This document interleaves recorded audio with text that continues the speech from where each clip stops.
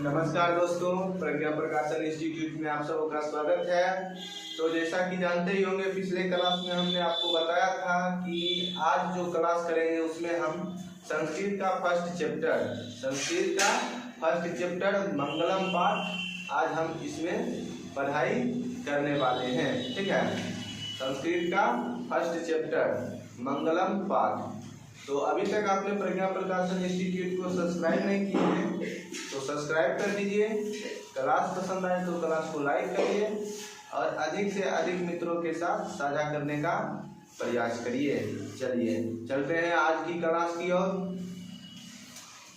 आज का क्लास है मंगलम पाठ। क्या है? मंगलम पाठ। ये संस्कृत का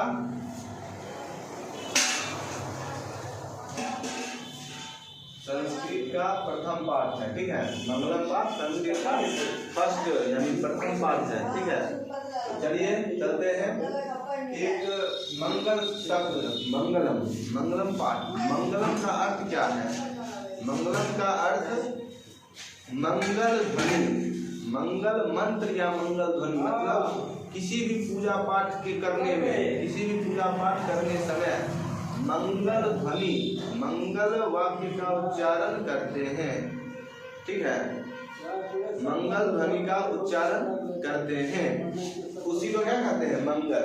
आप देखते होंगे जब आप पूजा पाठ कराते होंगे तो जो पंडित जी लोग आते हैं वो कुछ मंगल ध्वनि का उच्चारण करते हैं, गणेश जी का उच्चारण करते हैं। ठीक है, मंगल ध्वनि का उच्चारण करते हैं, वही क्या है? मंगलम, मंगल ध्वनि, मंगलम। ठीक है, तो चलिए चलते हैं बात की ओर। कहता है उपनिषद। पहले देखिए, पहले पाठ परिचय यहाँ से यहाँ तक है। ठीक है, पाठ परिचय पढ़ना एक बार सीख जाए। ठीक है, ये संस्कृत जो विषय है, संस्कृत बिहार बोर्ड परीक्षा में संस्कृत से ज़्यादा नहीं पूछता है, व्याकरण से पूछता है, लेकिन किताब से हिंदी में ही पूछता है। ठीक है, तो इसको हम हिंदी में समझने का प्रयास करेंगे। ठीक है, हिंदी में आप समझ जाइएगा, आपका 100 में 100% गारंटी। ठीक है, तो चलिए कहता है उपनिषदः वैदिक वांगस्य अंतिमे भागे दर्शन शास्त्रस्य सिद्धांतान् प्रकटयन्ति। ठीक है, ये पढ़ने में दिक्कत है, पर फिर से पढ़िए। उपनिषदः वैदिक वांग्यस्य अंतिमे भागे दर्शन शास्त्रस्य सिद्धांतान् प्रकटयन्ति। मतलब चलिए अब इसका व्याख्या करते हैं। कहता है मंगलम पाठ, मंगलम पाठ। ठीक है, ये किससे लिया गया है? तो उपनिषद वैदिक वांग्यस्य। ठीक है, मतलब मंगलम पाठ उपनिषद वैदिक वांग्मय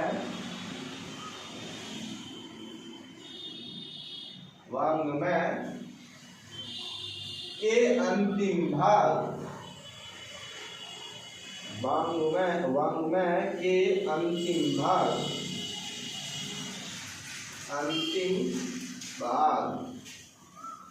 ठीक है, अंतिमे भाग यानी अंतिम भाग किसका? तो उपनिषद वैदिक वांग्मय का। ठीक है, उपनिषद वैदिक वांग्मय। उपनिषद की संख्या कितनी है? हमारे हिंदू सनातन धर्म में उपनिषदों की संख्या कितनी है? तो उपनिषदों की संख्या 108 है। ठीक है, तो उस 108 में एक उपनिषद का नाम वैदिक वांग्मय है। ठीक है, वैदिक वांग्मय। तो उसी के अंतिम भाग में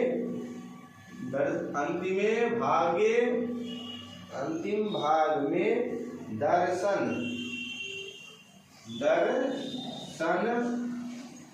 शास्त्र का से ध्यान को प्रकट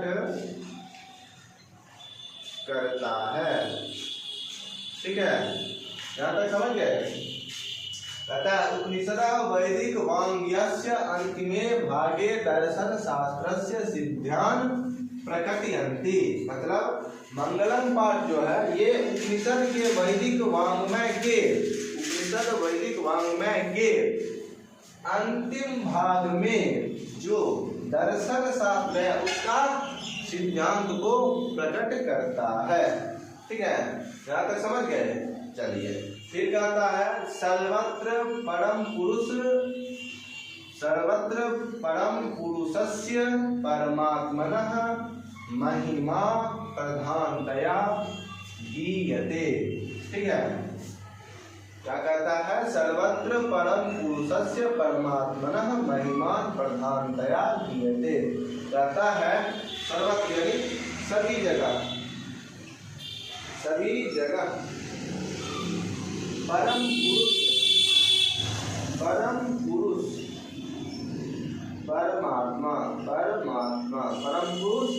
परमात्मा यानी ईश्वर। ठीक है, ईश्वर के परमात्मा के महिमा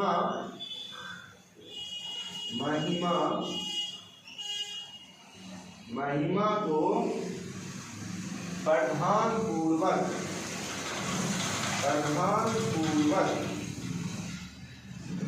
पूर्वक कहिए, ध्यान पूर्वक कहिए। ठीक है, गाए जाते हैं। क्या करते हैं? गाए जाते हैं। ठीक है, मतलब कहता है ईश्वर का जो है ये सभी जगह इनका महिमा का गुणगान किया जाता है प्रधान पूर्वक। ठीक है, मतलब ध्यान पूर्वक। देखते हैं ना, भारत और कहीं छोड़ दीजिए, लेकिन कम से कम भारत में तो है नहीं ये कि सभी जगह, भारत में सभी जगह ईश्वर का गुणगान किया जाता है। ठीक है, यहाँ समझने में यहाँ तक दिक्कत।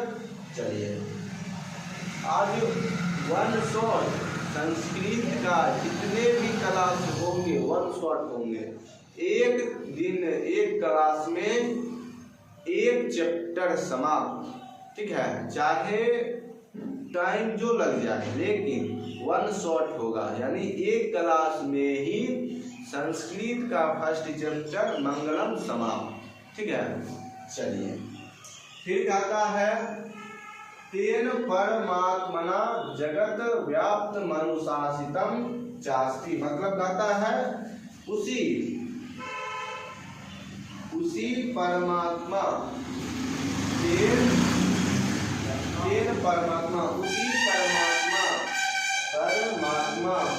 ठीक है, उसी परमात्मा से, ठीक है, जगत मतलब यह संसार जगत माने ये जगत, ये संसार। ठीक है, मतलब कहता है जिस परमात्मा का गुणगान करते हैं उसी परमात्मा से यानी उसी ईश्वर से यह संसार, ठीक है, व्याप्त और अनुशासित में है। ठीक है, कहता है उसी परमात्मा से यह संसार व्याप्त यानी भरल पूरा, मतलब किसी चीज का कमी नहीं। ठीक है, व्याप्त और अनुशासित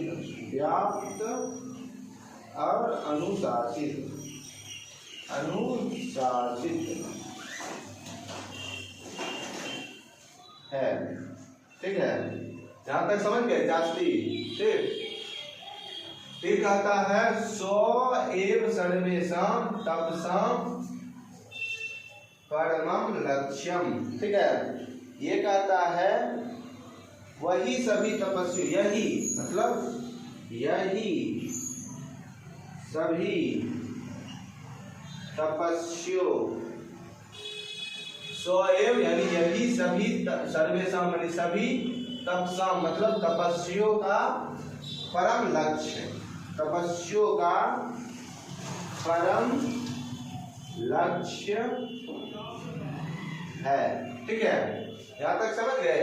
मतलब स्वयं यही सभी तपस्वियों का, सर्वेशम यानी सभी तपस्वियों का परम लक्ष्य है। ठीक है। अस्मिन् पाठे परमात्परा उपनिषदाम पद्यात्मका पंचमंत्रा संकलिता सन्ति। ठीक है। कहता है, इसको अब मिटाए, यहाँ तक हो गया, जहाँ तक लिखा है। चलिए ऊपर से लिखा है। ठीक है, यहाँ तक हो गया।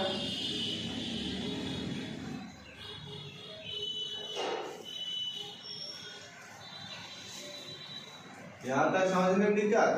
पढ़ने आया? संस्कृत पढ़ने आया? चलिए, यहाँ तक दिक्कत नहीं। कहता है अस्मिन् पाठ यानी इस पाठ में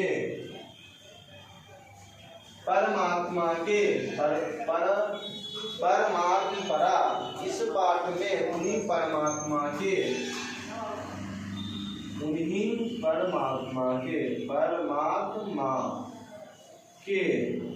ठीक है, उन्हीं परमात्मा के लिए, मतलब परमात्मा के लिए उपनिषद से 5 मंत्र, ठीक है, पंचमंत्रा 5 मंत्र, ठीक है, पद्यात्मक रूप में संकलिता शब्द मतलब लिया गया है। ठीक है, लिया गया है। ठीक है, यहाँ तक समझने में दिक्कत? कहता है पंचमंत्र संकलित, पद्यात्मक मतलब पद के रूप में। ठीक है, पद के रूप में, ठीक है, पद्यात्मक यानी पद के रूप। ठीक है, यहाँ तक समझने में दिक्कत? कहेगा, पूछेगा, ऑब्जेक्टिव में पूछता है मंगलम पाठ किस रूप में है, तो उत्तर होगा मंगलम पाठ पद के रूप में है। ठीक है, समझ गए? यहाँ तक समझ गए? हिंदी समझ गए? हिंदी एक बार देखिए। मंगलम पाठ उपनिषद वैदिक वाङ्मय के अंतिम भाग में दर्शन शास्त्र का सिद्धांत को प्रकट करता है। ठीक है, सभी जगह परम पुरुष परमात्मा के महिमा को प्रधान पूर्वक गाए जाते हैं। ठीक है, उसी परमात्मा से यह संसार व्याप्त और अनुशासित है, उसी ईश्वर से। यही सभी तपस्वियों का परम लक्ष्य है, मतलब जो साधुगण होते हैं, साधक लोग होते हैं, वो क्या है, उस परमात्मा में लीन रहते हैं, मतलब वो परमात्मा ही उनका लक्ष्य है। ठीक है, इस पाठ में उन्हीं परमात्मा के लिए उपनिषद से 5 मंत्र, ठीक है, 5 मंत्र पद्यात्मक रूप में लिया गया है, यानी पद के रूप में लिया गया है। ठीक है, यहाँ तक समझ गए? इसको मिटाए? चलिए अब इसको मिटा देते हैं।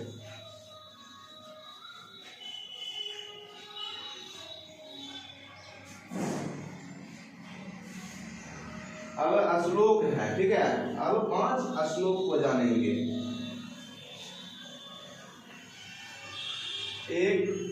इस क्लास में हम पूरे पाठ को पढ़ना सीख जाएंगे अर्थ सहित। ठीक है, उसके बाद एक क्लास में हम ऑब्जेक्टिव और सब्जेक्टिव दोनों कर लेंगे। ठीक है, समझने में दिक्कत नहीं? चलिए अब चलते हैं श्लोक पर। ठीक है, हिरण्मयेन पात्रेण, ठीक है, हिरण्मयेन पात्रेण। ठीक है, पढ़ने में दिक्कत नहीं होना चाहिए, पढ़ने आएगा तभी कुछ हो पाएगा। सत्यस्या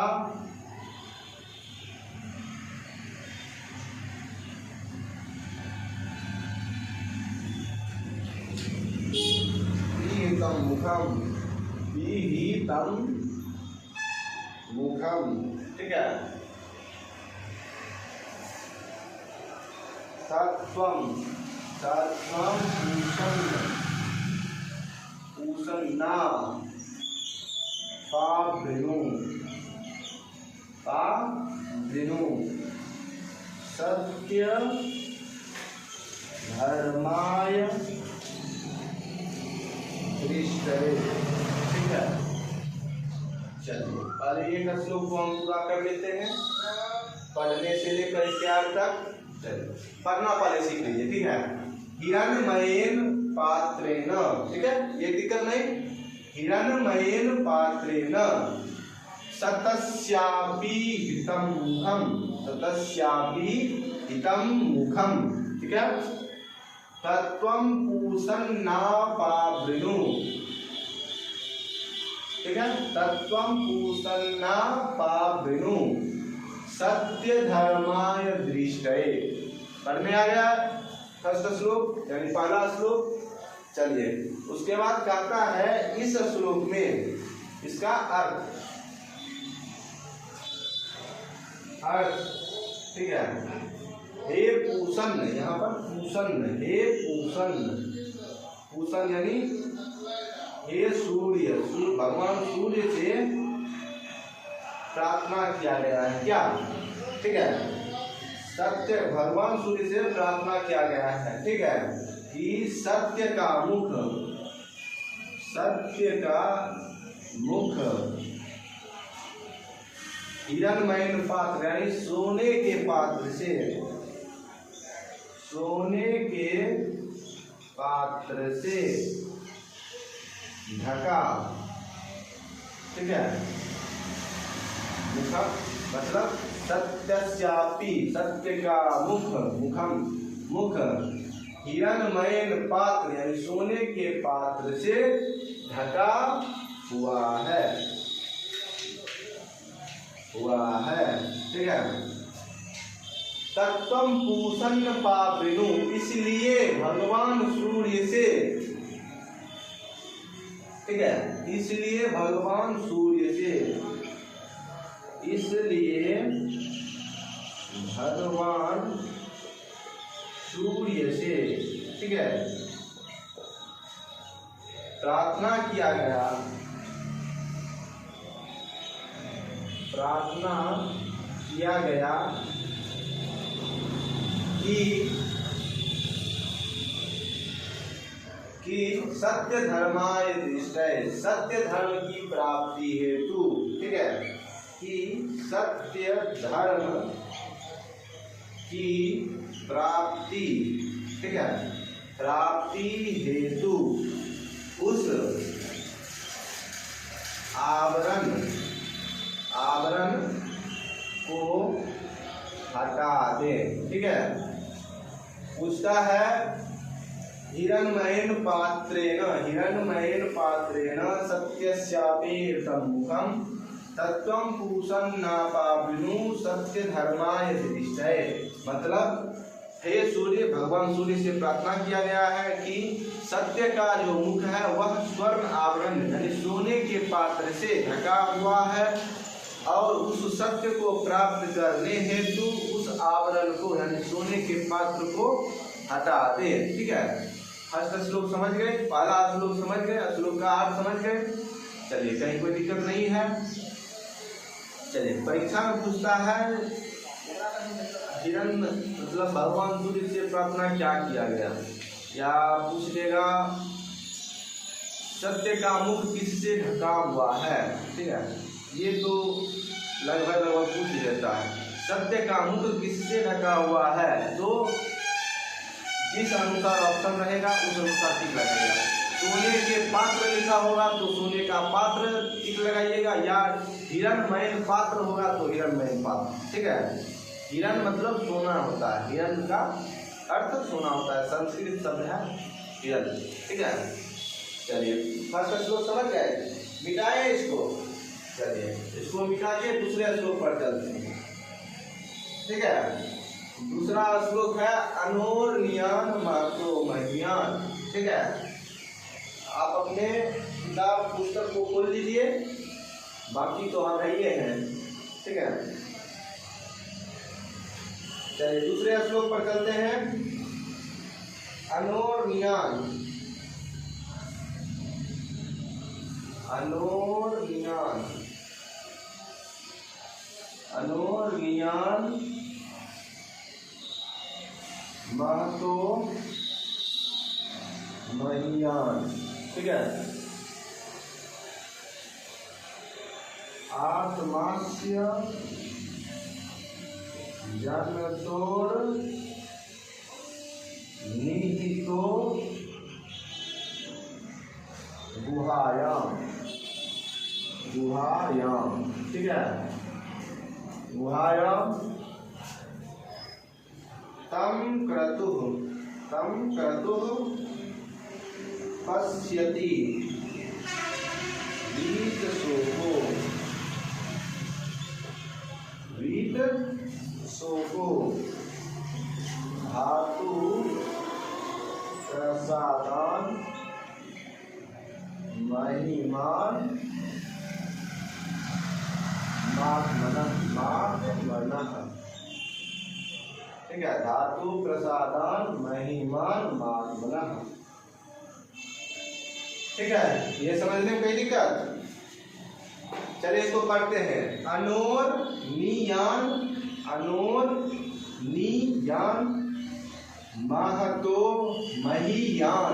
ठीक है, अनोर नियान महतो महीयान आत्मास्य, आत्मस्य नहीं, आत्मास्य जनतोर, ये ऊपर जनतोर निहितो, जनतोर निहितो गुहायाम। ठीक है, तम क्रतुः पश्यति वीतशोको। ठीक है, तम क्रतुः पश्यति वीतशोको धातु प्रसादान महिमान मात्मनः। ठीक है, पढ़ने आया, पढ़ने में कोई दिक्कत? चलिए अब इसका अर्थ जानते हैं, अब इसका अर्थ जानते हैं। ठीक है, तो ये कहता है प्राणियों की, प्राणियों, ठीक है, प्राणियों की, प्राणियों की जो आत्मा है, ठीक है, प्राणियों के सूक्ष्म से सूक्ष्म, सूक्ष्म से सूक्ष्म और महान से महान, ठीक है, महान से सूक्ष्म और महान से महान आत्मा, ठीक है, आत्मा हृदय, हृदय रूपी गुफा में बंद है। ठीक है, ठीक है, अनोन्य मतलब अणु से भी छोटा, यानी सूक्ष्म से सूक्ष्म और महान से महान। ठीक है, आत्मा, आत्मा से आत्मा, ठीक है, जंतुर निहितो गुहाया मतलब हृदय रूपी गुफा में बंद है, निहित है मतलब बंद है। ठीक है, फिर कहता है इसलिए विद्वान पुरुष, इसलिए विद्वान पुरुष, इसलिए विद्वान पुरुष उस श्रेष्ठ, उस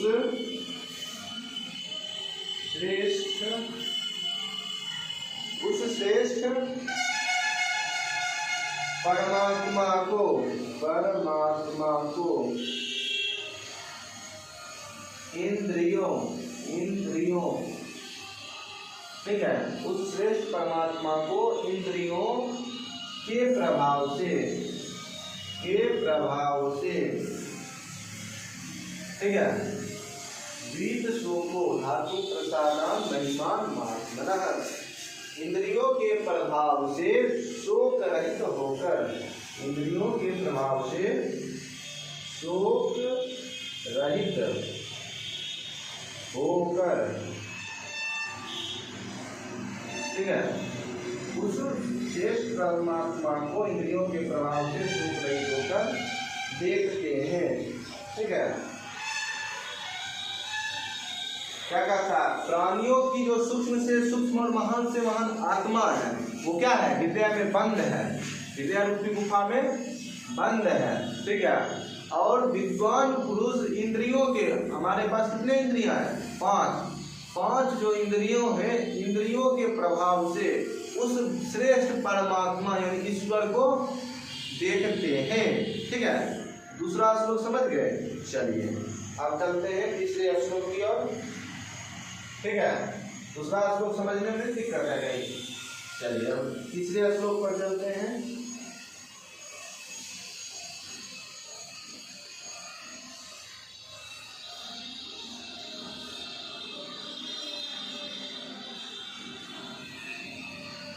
चलिए यहाँ तक समझ गए, आगे बढ़े।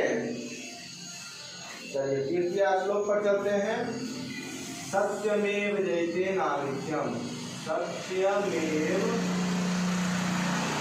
जयते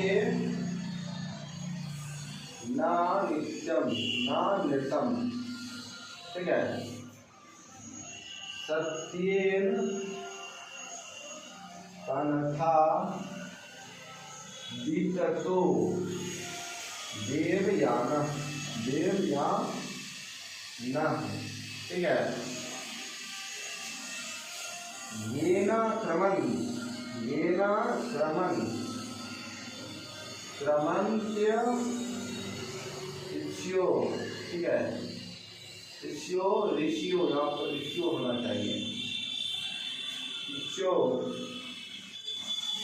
हयाप्त कामा, ठीक है, यत्र तत् सत्यस्य परम निधानम। ठीक है, यहाँ तक समझ गए। देखिए पढ़ने आया, सत्यमेव जयते नानृतम। ठीक है, सत्यमेव जयते नानृतम, सत्येन पन्था विदतो देवयानः। ठीक है, सत्येन पन्था विदतो देवयानः, येन क्रमन्त्य ऋषियो हयाप्त कामा, यत्र तत्र सत्यस्य परम निधानम। ठीक है, चलिए कथा सत्यमेव जयते नानित्यम, आपको इतिहास को जानते हैं। ठीक है, कथा है सत्य की सदैव यानी हमेशा, सत्य की हमेशा यानी सदैव हमेशा जीत होती है। ठीक है, सत्य की हमेशा जीत होती है, तो हार किसकी होती है, असत्य की। तो यहाँ लिख देंगे, सत्य की हमेशा जीत होती है, असत्य की हार। ठीक है, और फिर कहता है सत्य के कारण ही, ठीक है, सत्य के कारण ही देवलोक का, सत्य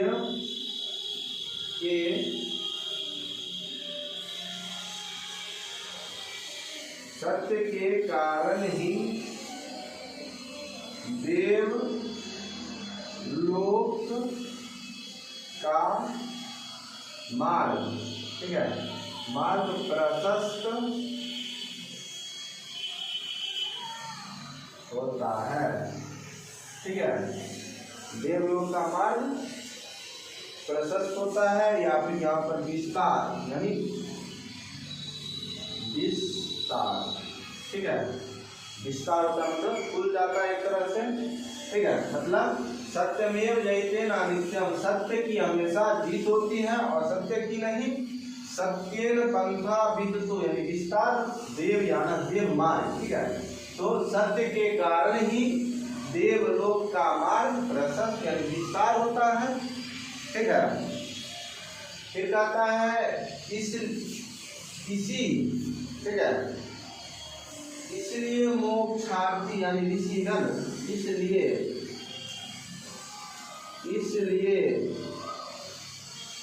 मोक्षार्थी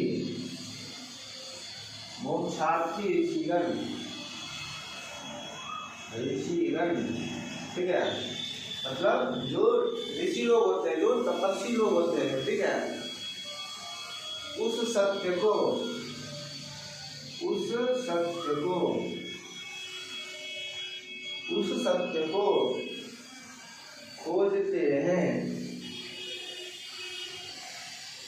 खोजते हैं, ठीक है, यहाँ तक समझ गए, खोजते हैं जहाँ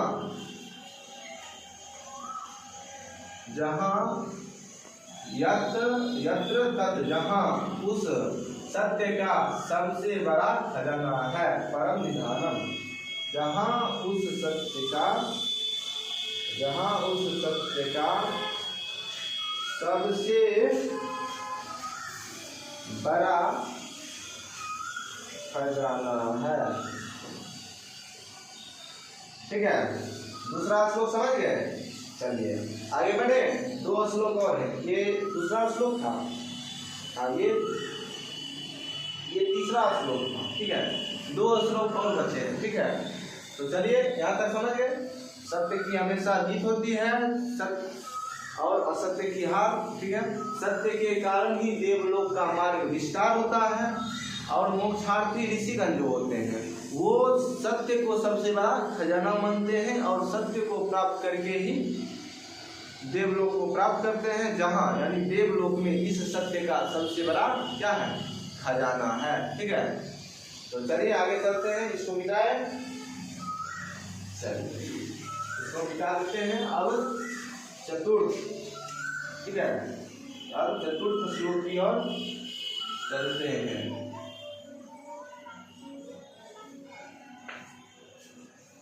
चलिए आगे बढ़ते हैं, चतुर्थ श्लोक कहता है, यथा नत्या शयनंदमान,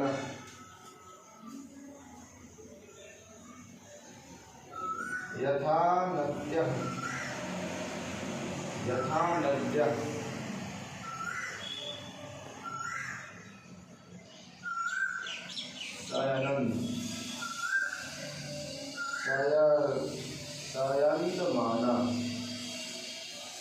माना, ठीक है, समुद्रेस्तम, ठीक है, गच्छन्ति नाम रूपे विहाय, ठीक है, तथा विद्वान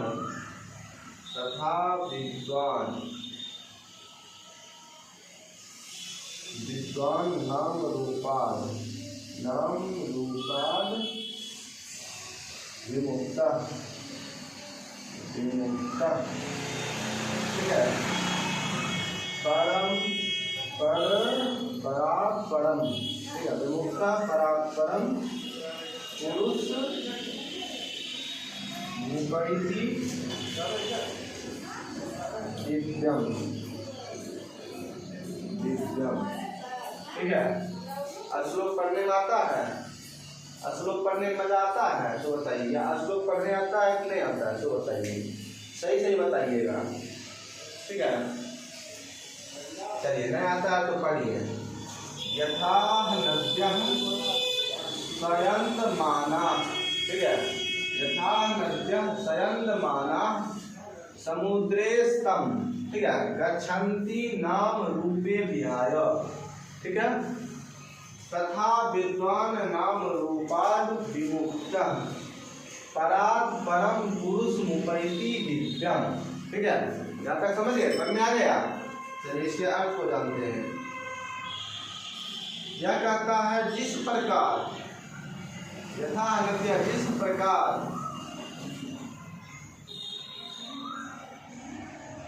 समुद्र अपने, ठीक है, जिस प्रकार समुद्र अपने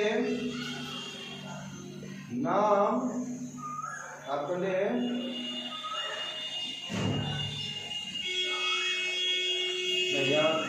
समुद्र समुद्र मुक्ति है, ठीक है। जिस प्रकार नदियां, ठीक है, जिस प्रकार नदियां अपने नाम और रूप को, ठीक है, रूप को छोड़कर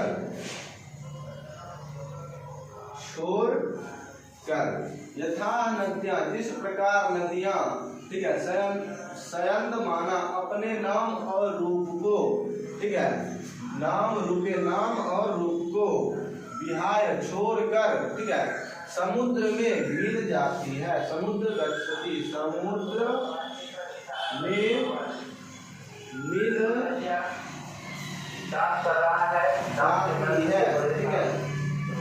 मिल जाती है, तथा विद्वान उसी प्रकार, ठीक है, उसी प्रकार विद्वान अपने, विद्वान लोग भी जो है क्या करते हैं, उसी प्रकार विद्वान पुरुष, ठीक है, अपने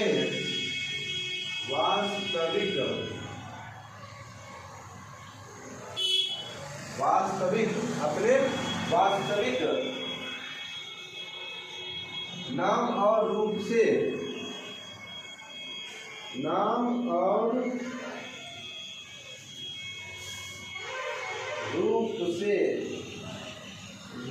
विमुक्त, यानी छोड़कर, रूप को छोड़कर, विमुक्त मतलब अलग होना, यानी छोड़ देना, ठीक है, अपने नाम और रूप को छोड़कर, ठीक है,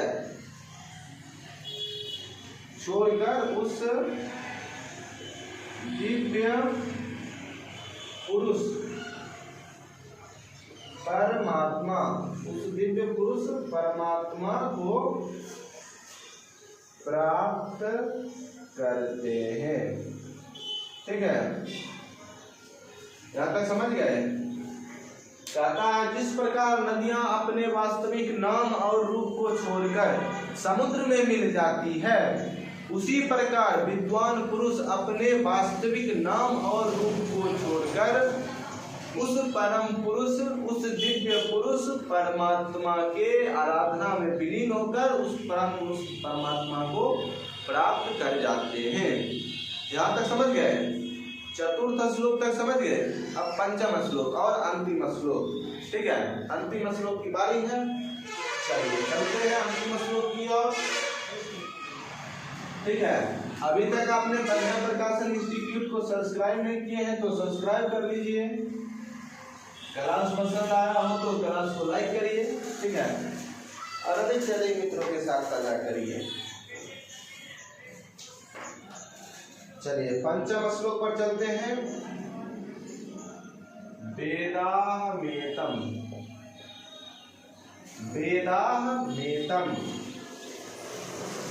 पुरुषम महांतम, ठीक है, आदित्य वर्णम तमसः परस्तात्, ठीक है, कहाँ तक समझ गए?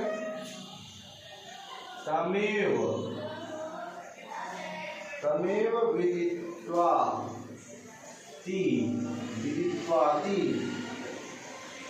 ठीक है, मृत्यु मेति नान्यः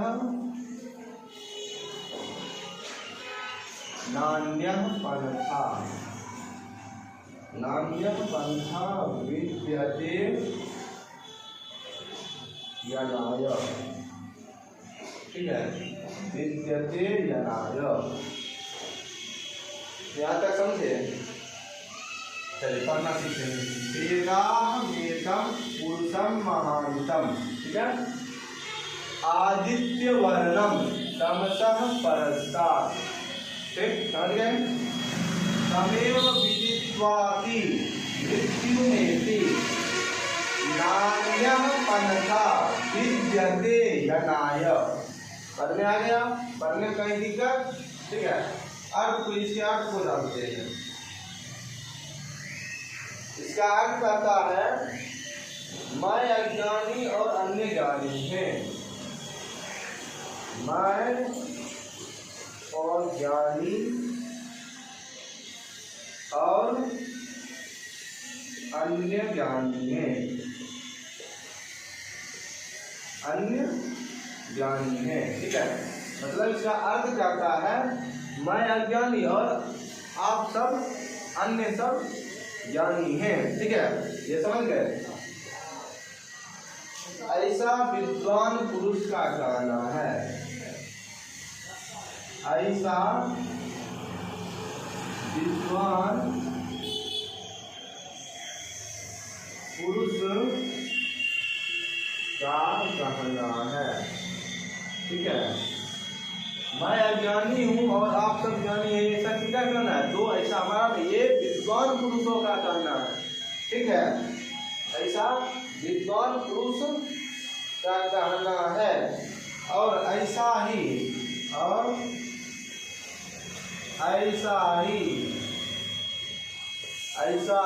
कहकर, ठीक है, मतलब विद्वान पुरुष जो है ऐसे ही कहकर वे मृत्यु को पार कर जाते हैं। पार कर जाते हैं। ठीक है, ऐसा कहकर वो मृत्यु को पार कर जाते हैं, क्योंकि वो जानते हैं, क्योंकि वे जानते हैं,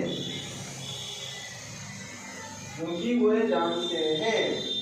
ठीक है, कि इस संसार से, क्योंकि वे जानते हैं कि इस संसार से, इस संसार से, ठीक है, इस संसार से पार पाने के लिए, पार पाने के लिए